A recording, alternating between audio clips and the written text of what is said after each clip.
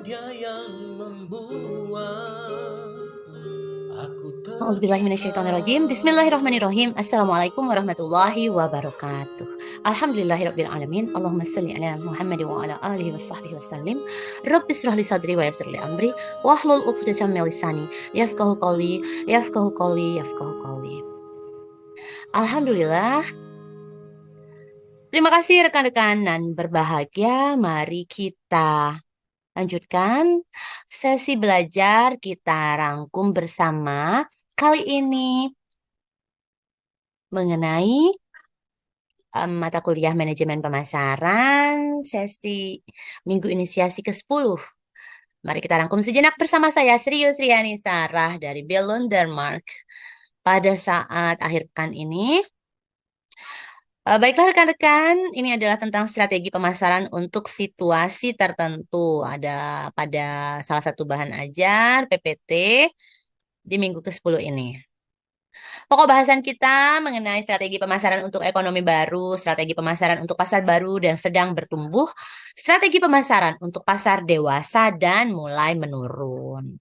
Kemudian selanjutnya kita bisa menggali informasi mengenai apakah semua perusahaan memerlukan strategi ekonomi baru. Tentu saja tren pasar saat ini adalah makin berkembangnya berbagai penggunaan website, katalog online, dan perusahaan e-commerce semakin meningkat jumlahnya. Apakah semua perusahaan memerlukan strategi ekonomi baru? Itu bisa kita analisis di sini.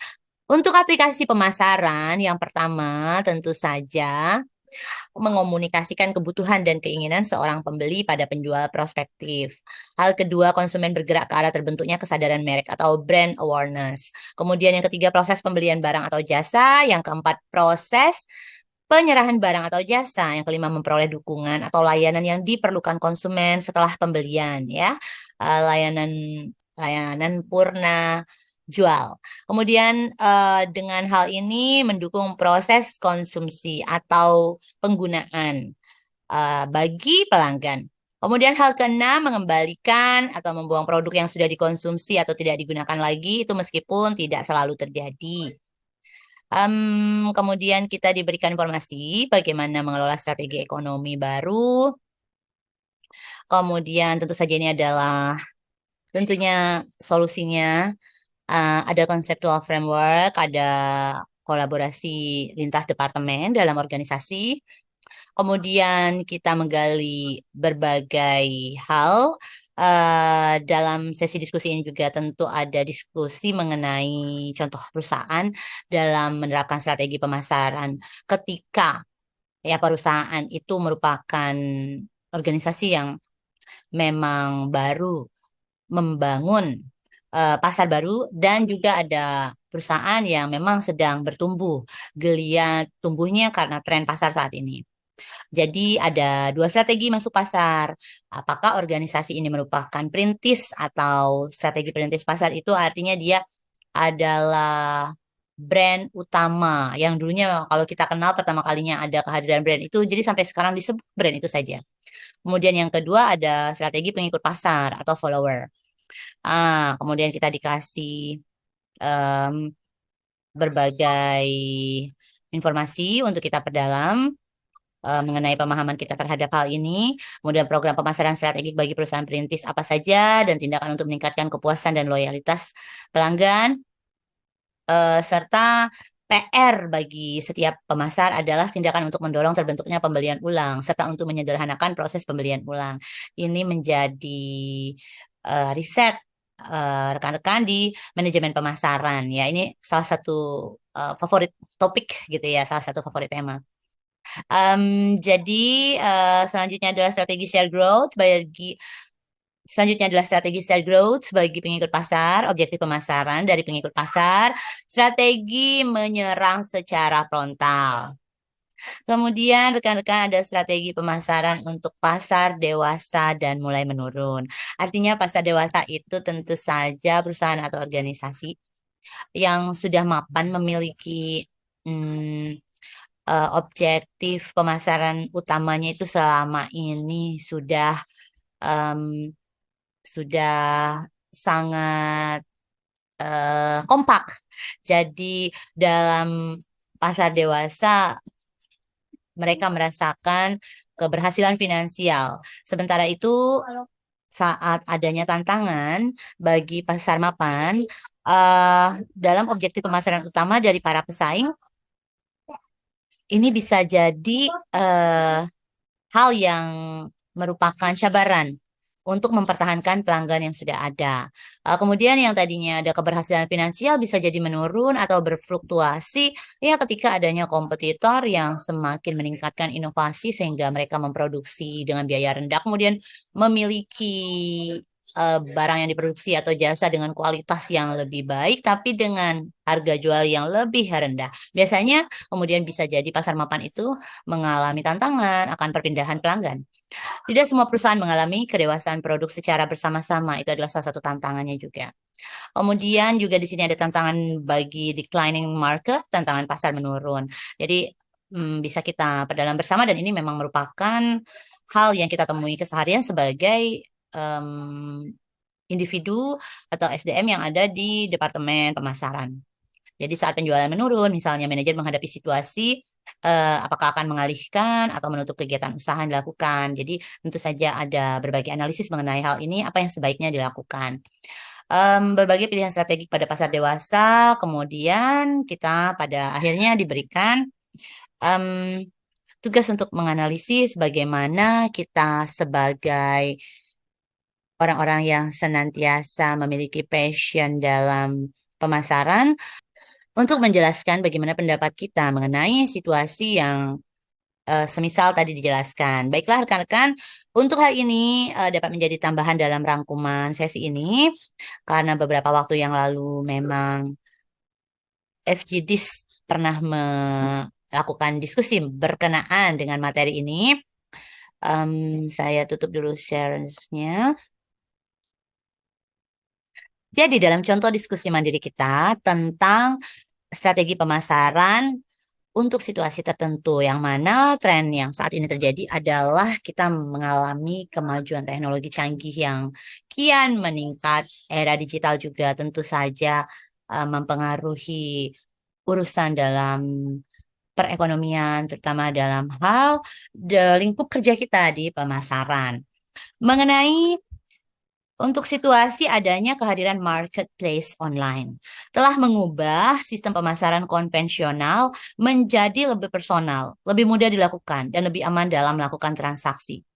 Nah, bagaimanakah pendapat kita selaku orang-orang yang berada dalam manajemen pemasaran, selaku manajer pemasaran di organisasi kita, selaku staff-staff yang turun ke lapangan dalam departemen marketing, kemudian juga selaku orang-orang yang menjadi sumber daya manusia dalam organisasi kita dan bekerja sama tentu saja berkolaborasi dengan departemen pemasaran. Maka bagaimanakah pendapat kita tentang situasi ini gitu? Apakah marketplace konvensional lambat laun akan semakin ditinggalkan oleh masyarakat? Maka lakukan analisis. Nah, untuk menjawab diskusi ini, beberapa rekan di kelas ya di semester lalu tentu saja memberikan berbagai ide dan pendapat yang kemudian kita satukan. Salah satunya bisa saya simpulkan bahwa bagi mayoritas pemasar, untuk pertumbuhan marketplace online telah tentu saja secara signifikan dirasakan mengubah landscape pemasaran tradisional. Nah, analisis singkat terkait mengenai kasus ini, adanya pergeseran dalam era saat ini strategi pemasarannya. Hal yang pertama adalah personalisasi. Personalisasi bahwa marketplace online menawarkan tingkat personalisasi yang tinggi melalui penggunaan data pelanggan untuk menyediakan rekomendasi dan penawaran yang disesuaikan. Ini menurut Kotler and Keller 2016.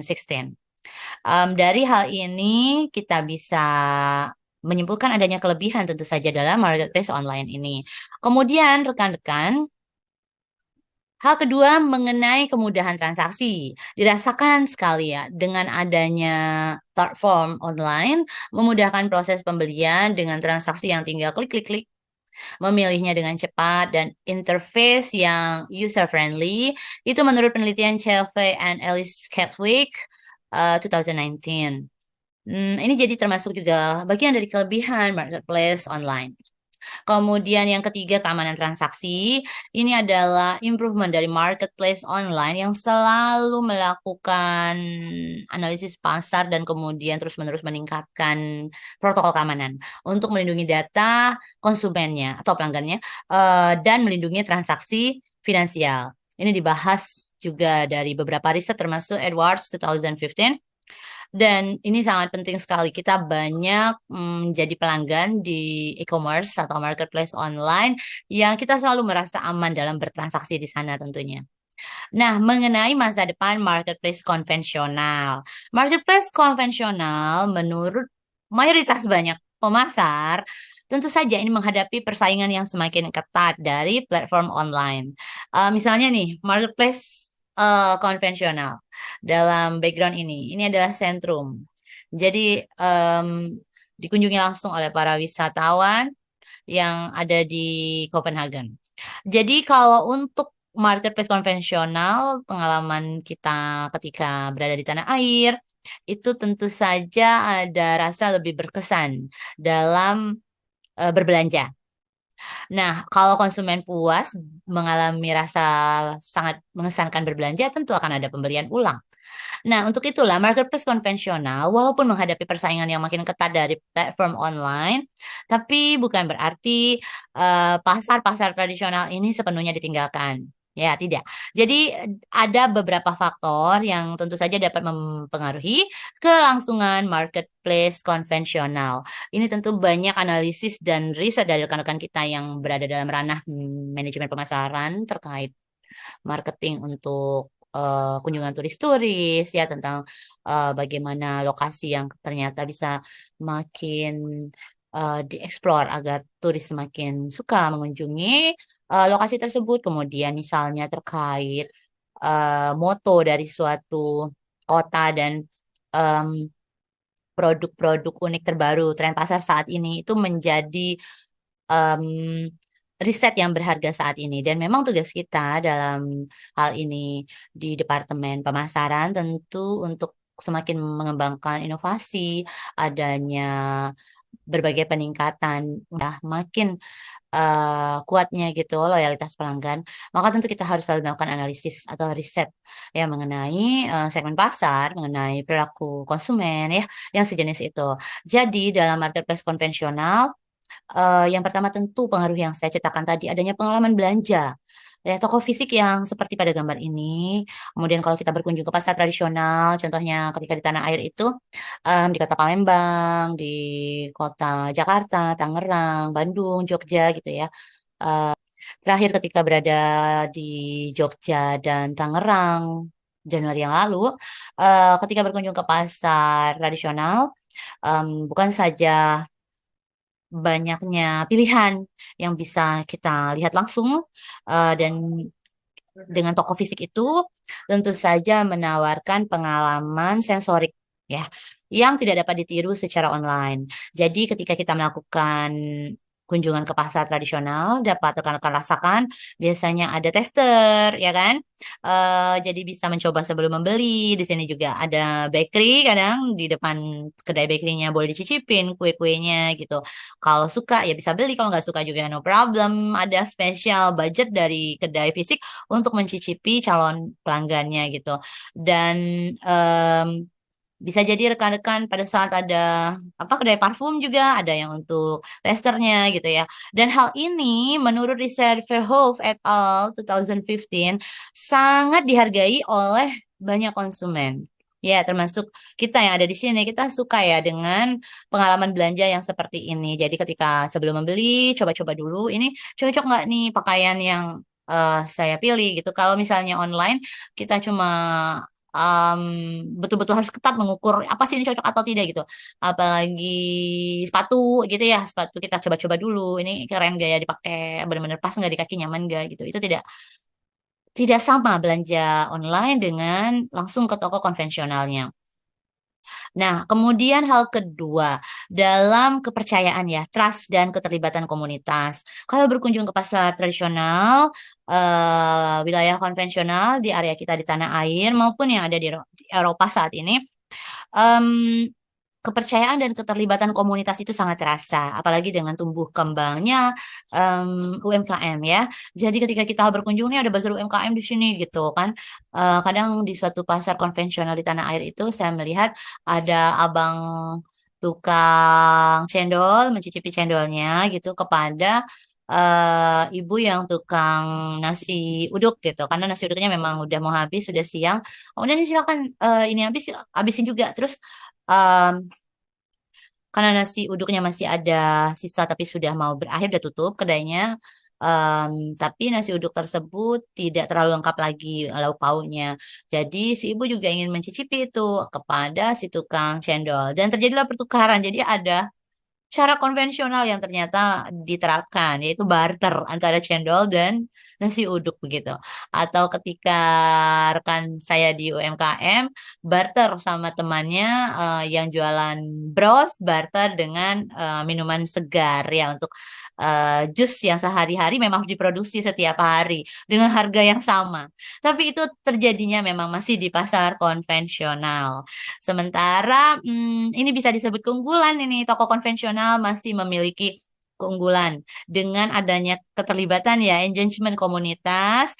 Kemudian hal ini tentu saja building trust, membangun hubungan langsung dengan adanya makin kuat kepercayaan dengan pelanggan mereka. Dan hal ini tentu saja mendukung ekonomi lokal. Ini salah satu penelitian Gensler et al. 2017. Nah, rekan-rekan, selanjutnya juga terkait dengan faktor yang mempengaruhi kelangsungan ini, hybrid models.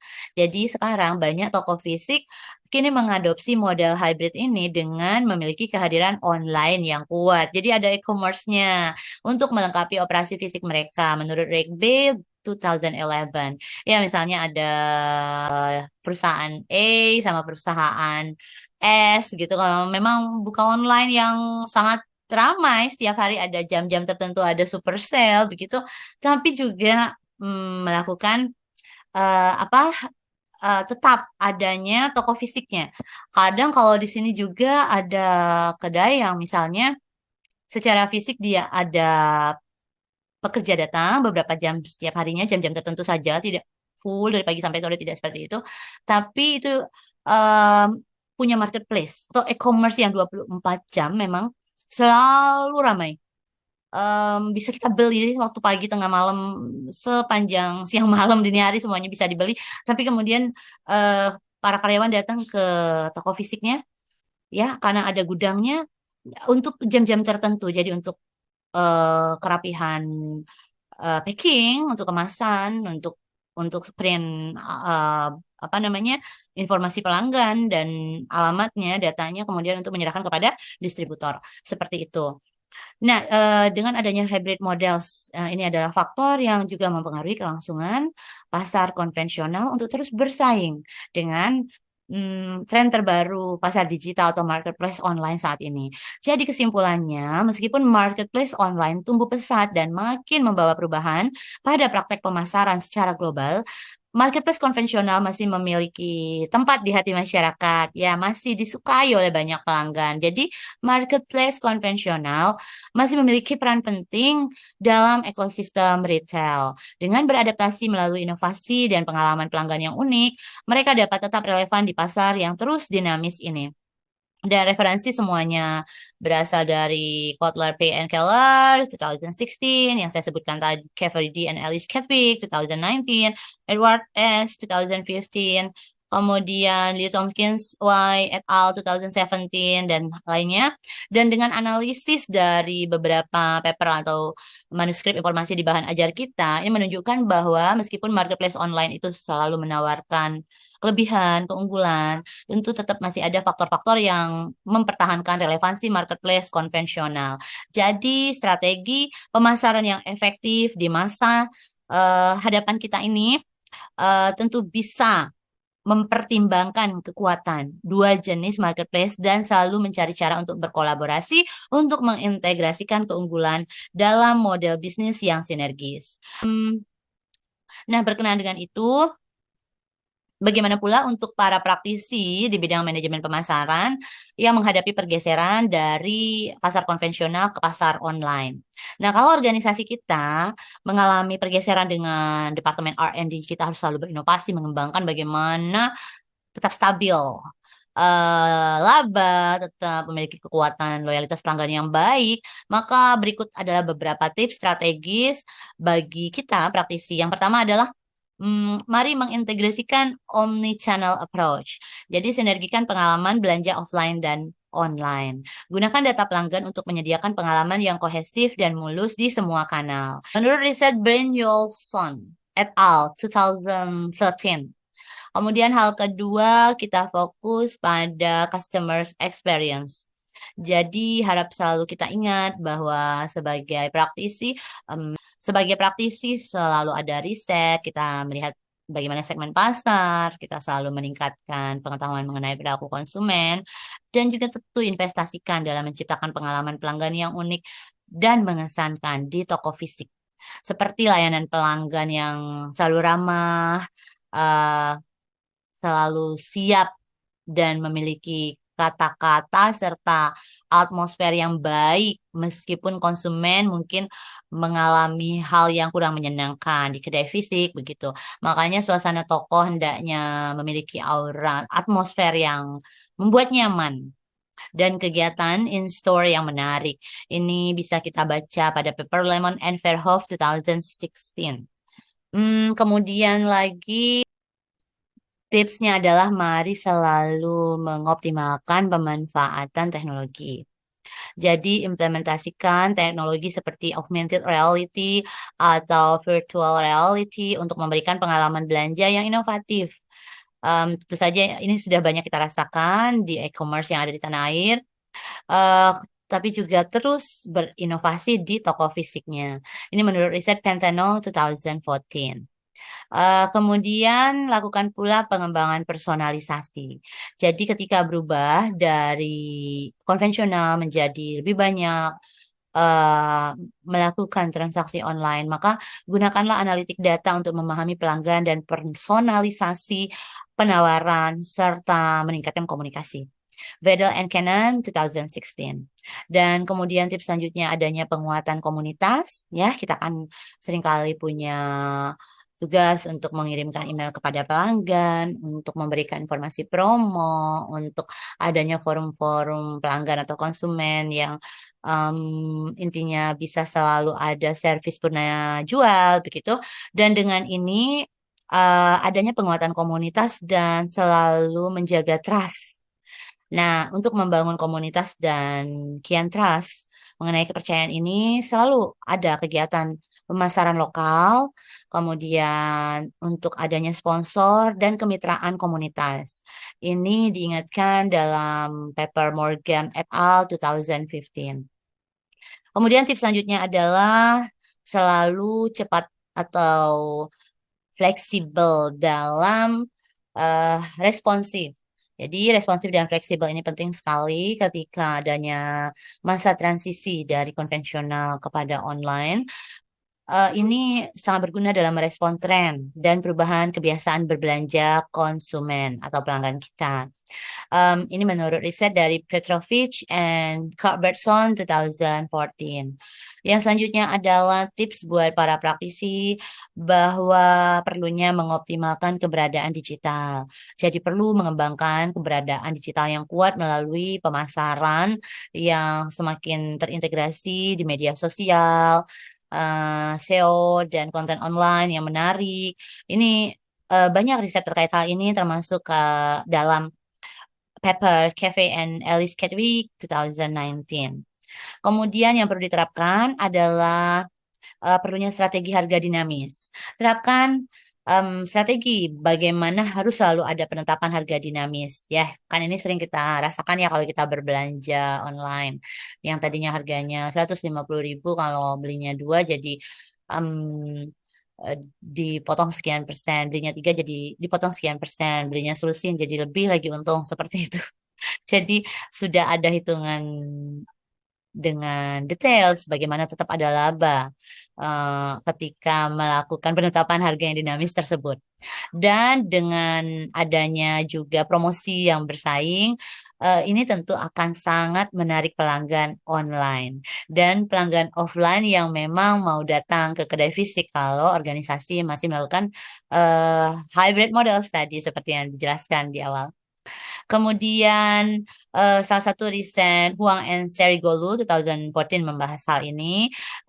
Tips selanjutnya adalah sorry, mengenai pengalaman pembelian terintegrasi. Itu adalah tips selanjutnya bahwa dengan perubahan dari pasar konvensional kepada marketplace online, bisa aja tawarkan opsi click and collect, di mana pelanggan dapat membeli online dan mengambil barang di toko. Jadi bisa klik klik klik klik dulu, tapi ketika sudah ada perjanjian ya diklik-klik begitu, nanti langsung mengambil di kedai pukul berapa itu juga sangat bermanfaat. Itu ada banyak toko sudah seperti itu menerapkannya. Jadi ada yang pulang kantor langsung menjemput barangnya gitu. Atau jadi tidak selalu dari pihak